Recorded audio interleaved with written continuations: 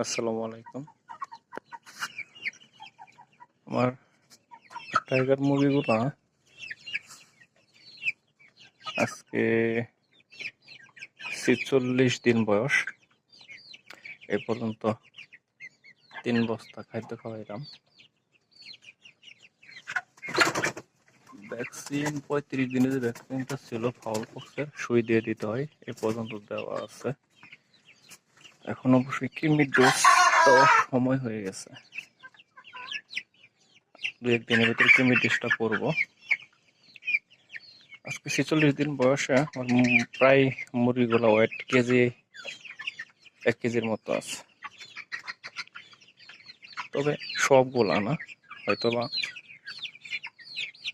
৫০% বা ৬০% এরকম ১ কেজির মতো আছে। বাকিগুলো এই ৭০০, ৬০০, ৭৫০ এরকম করে আছে। আজকে নিচে তুষ ছিল, এগুলো নষ্ট হয়ে গেছিল, পরিবর্তন করে বালি দিলাম নিচে।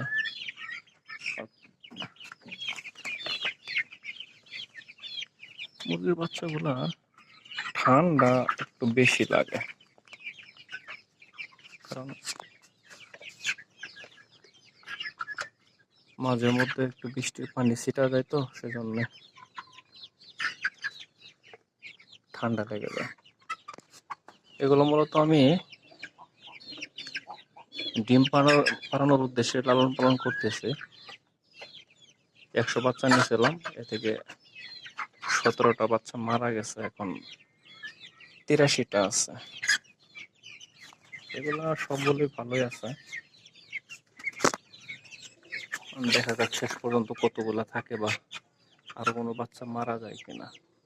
এখন বড় হয়ে গেছে, আজকে ৪৬ দিন বয়স, ১ কেজির উপরে আছে, আবার ১ কেজির কমও আছে অনেক।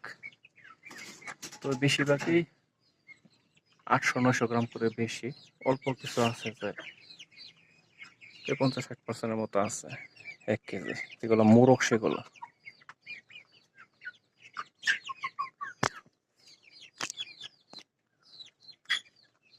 এখন আরাম করতেছে। মাঝে মধ্যে বৃষ্টি পড়ে, আবার প্রচন্ড গরম ছাড়ে, সেজন্য মুরগিগুলা একটু হাঁপিয়ে যায়।